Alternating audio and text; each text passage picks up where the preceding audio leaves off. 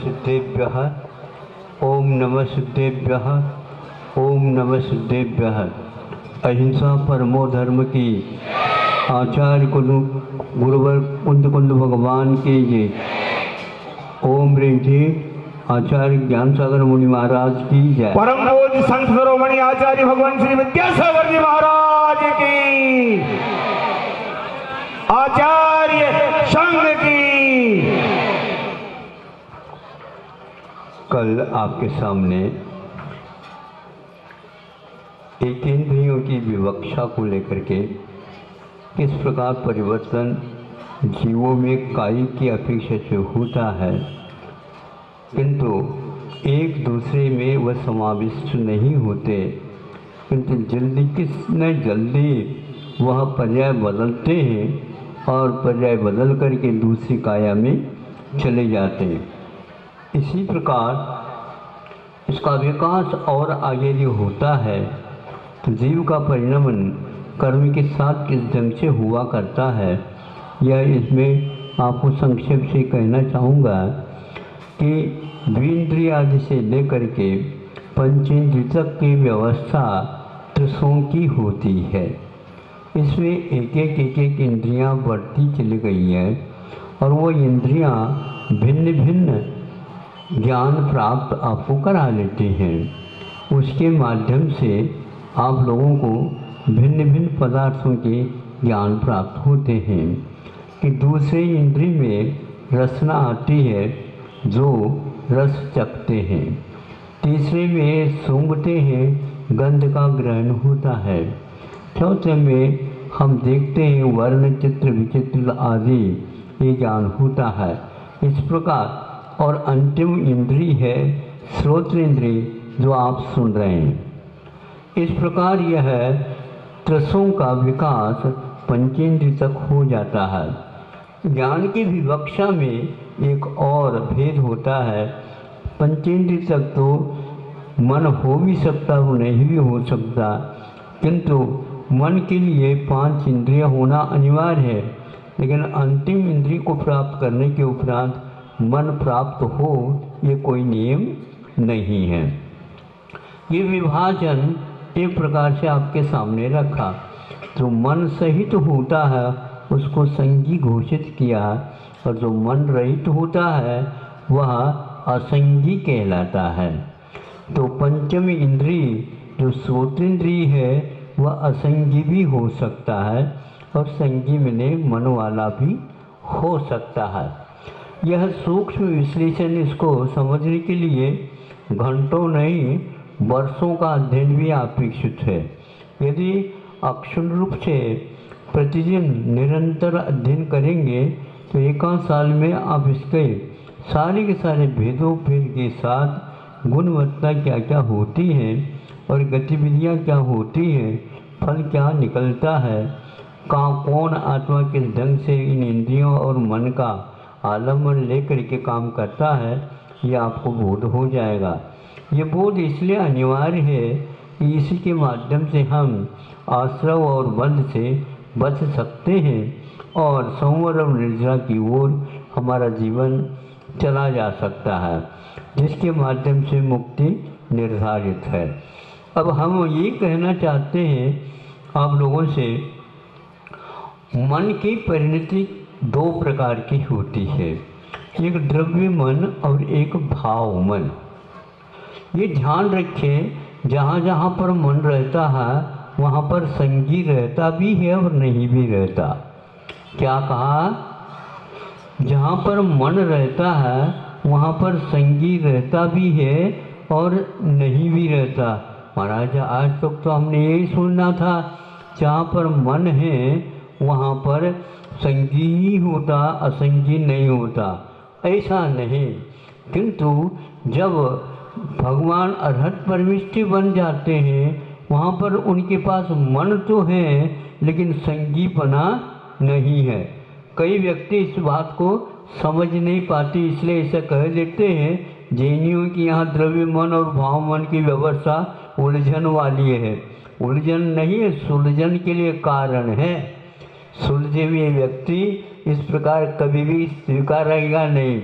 अब देखो, मन हो करके भी संगी रह सकता और नहीं रह सकता, ये एक नई चीज है समझने के लिए।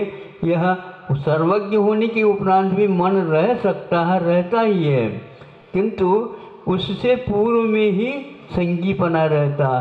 संगी का अर्थ होता है एक प्रकार से ज्ञान विशेष, और उसको आचार्यों ने एक प्रकार से कि 12वें गुणस्थान तक माना है। 13वें गुणस्थान में जाने के उपरांत उसको संगी और असंगी दोनों नामों से कभी भी घोषित नहीं करते, किंतु वह संयोग केवली और अयोग केवली के रूप में घोषित होता है। संयोग केवली का अर्थ होता है मन वाला, यानी योग सहित वाला, और अमन वाला यानी 14वें गुणस्थान में योग से रहित होता। योगों की स्थिति एक प्रकार से 13वें 14वें गुणस्थान की अपेक्षा से व्यवस्थित ज्ञान हो जाता है। उससे पहले संगी और असंगी की विवक्षा को लेकर के कथन मिल जाता है, इसलिए कुछ उलझन हो जाती है। हमारे यहाँ एक श्रुतज्ञान होता है जो मत ज्ञान से अलग होता है, वह भी एक प्रकार से मन का जैसा ही काम करता रहता है, किंतु मन रहित भी श्रुतज्ञान काम करता है। जैसे केंद्र से लेकर के असंगी पंचेंद्रिय तक वह श्रुतज्ञान काम करता है, किंतु मन के बिना करता है, किंतु मन जैसा ही काम होता है। कल एक उदाहरण दिया था कि वृक्ष की जो जड़ें हैं वह नीचे की ओर चली जाती हैं, वहाँ पर उस दिशा में जहाँ पर उनको राशन की उपलब्धि होती है। तो यह मन के द्वारा नहीं है, किंतु श्रुतज्ञान के द्वारा होती है। किंतु हर्ष विषादात्मक जो वैकल्पिक रूप रहता है यह अलग वस्तु है, और मति ज्ञान अलग वस्तु है। मति ज्ञान के साथ एक प्रकार से विषयों का ग्रहण हो गया, उसमें यह इष्ट है या अनिष्ट है, यह विकल्प जो होता है यह श्रुत ज्ञान के कारण होता है। ये मन वालों को भी होता है और मन से जो रहित होता है उनको भी होता है। इसका भेद प्राय करके हम लोगों के दिमाग में नहीं आता, लेकिन सूक्ष्म अध्ययन करने से यह सारा का सारा ज्ञान हो जाता है। अब इस विषय को मैं एक स्पष्टीकरण के रूप में बताना चाहूँगा कि संगी और असंगी का अर्थ क्या होता है। उदाहरण के लिए कि भाव मन और द्रव्य मन होता है, तो द्रव्य मन क्या होता है और भाव मन क्या होता है, इसके लिए उदाहरण आप लोगों के यहाँ की वायर फिटिंग करते हैं, लाइट की व्यवस्था के लिए वायर फिटिंग करते हैं। वायर है, उसके साथ साथ लट्टू है, आदि आदि लगा लेते हैं, किंतु ये द्रव्य मन की व्यवस्था है। द्रव्य मन यानी मन एक चिंतनात्मक ज्ञानात्मक होता है, और एक मन जो है उसके लिए सहयोगी होता है, जिसको द्रव्य मन बोलते हैं। यदि आप वायर फिटिंग नहीं कराते हैं तो आपके यहाँ वो लट्टू भी काम नहीं आएगी, और उसके साथ साथ बिजली का प्रवाह आपके यहाँ नहीं आ पाएगा। किंतु ये ध्यान रखिए कि वायर फिटिंग का अर्थ प्रकाश नहीं है। उस प्रकाश को प्रवाहित करने के लिए, उद्घाटित करने के लिए ये सारे साधन सामग्री होती है। तो एक प्रकार से जो मन है जानने के सहायता प्रदान करता है वह तो करंट के रूप में है, किंतु जो व्यक्ति करंट के रूप में तो लाने के लिए वायर की यदि व्यवस्था नहीं की है तो उसका उपयोग कुछ भी नहीं होता। तो यह द्रव्य व्यवस्था बाहर रहती है और करंट की व्यवस्था अपनी क्षेपक्षम के ऊपर आधारित रहती है। ये इतना सूक्ष्म विषय है, आज वर्तमान के साइंस के माध्यम से जानना चाहें तो ये उपकरणों के माध्यम से हम कह सकते हैं। किंतु देखो लाइट चली गई, एक ने कहा लाइट कहाँ चली गई? क्योंकि लट्टू जो है ना बंद हो गई, उसमें तो प्रकाश आ नहीं रहा। दूसरा कहता लाइट है, अरे कहाँ है, देखो देखो। वो कहता है यहाँ पर लाइट भले ही गायब हो गई है, करंट तो विद्यमान है। कैसे? देखो वहाँ पर पंखा चल रहा है, पंखा बिना करंट के नहीं चल सकता। तो उस तक जो वायर के माध्यम से करंट प्रवाहित है वो भीतर है, देखने को उपलब्ध नहीं होगा। लेकिन पंखा के जो फिरने के दृश्य को देख करके आपने प्रकाश है या लाइट है या करंट है ये कहा, उसकी अभिव्यक्ति प्रकाश के रूप में नहीं है। उसी प्रकार हम लोगों की भी जो ज्ञान की अभिव्यक्ति है वह भिन्न भिन्न रूप से है। कहीं एक इंद्रिय के माध्यम से, कहीं रसनेन्द्रिय के माध्यम से, कहीं घ्राणेन्द्रिय के माध्यम से, कहीं चक्षुन्द्रिय के माध्यम से, कहीं श्रोतेन्द्रिय के माध्यम से और कहीं मन के माध्यम से। ये निसाबे में साधन दो दो प्रकार के हुआ करती है। तो आप लोगों के जो ऊपर की रचना हुई है इंद्रियों की, यह द्रव्येंद्र की रचना है। इसी प्रकार की भावेंद्र की जो रचना होती है वह रचना नहीं होती, आत्मा में करंट प्रवाहित रहती है और वह जैसे जैसे उपकरण मिलते हैं उन उपकरणों के अनुरूप अपना काम अभिव्यक्त कर देते हैं। यह शास्त्रोक्त विवेचन आपके सामने रखा गया है। अब थोड़े से समझने की ये बात है कि द्रव्यमन और भावमन की क्या व्यवस्था, उसकी रचना नहीं होती, उसकी एक प्रकार से स्थान नियुक्त नहीं किया जाता। स्थान नियुक्त नहीं किया जाता, इसका अर्थ क्या है, वो उसके बिना होता है क्या? तो आचार्यों का कहना ये है पांचों इंद्रियों के रचना के लिए स्थान नियुक्त है, मन के लिए कोई स्थान नियुक्त नहीं है।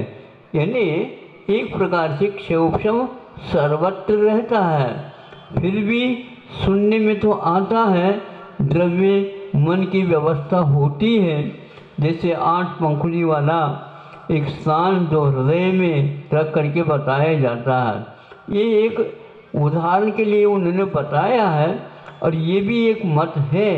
किंतु उससे भी एक दूसरा और मत है, वह हमारे लिए बहुत बहुत अच्छा जैसा लगता है, आगम में है वो ये है जैसे स्लेट है, स्लेट के ऊपर जो है बर्ता के माध्यम से लिखा जाता था, पुनः हाथ से उसको पहुँच करके दूसरा और लिखा जाता है। ऐसा ये बार बार लिखना और पहुँचना है, बार बार लिखना और पहुँचना, इससे दूसरा एक आविष्कार हो गया, एक जादू की स्लेट।